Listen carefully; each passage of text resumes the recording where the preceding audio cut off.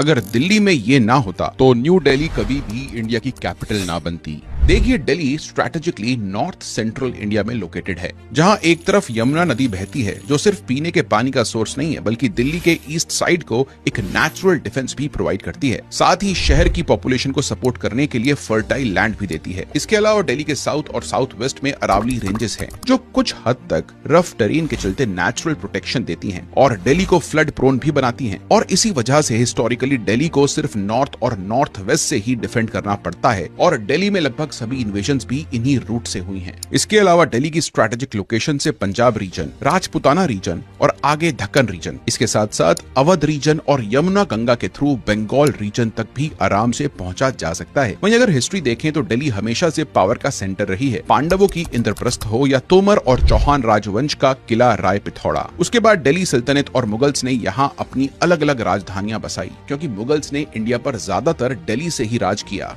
इस वजह से दिल्ली एक सिंबॉलिक कैपिटल बन गई। इस सिंबॉलिज्म को ब्रिटिशर्स ने भी समझा और 1911 में अपनी कैपिटल कोलकाता से दिल्ली शिफ्ट कर दी। फिर एडविन ल्यूटेंस और हर्बर्ट बेकर ने मिलकर नई दिल्ली की नींव रखी, जो आज भारत की राजधानी है।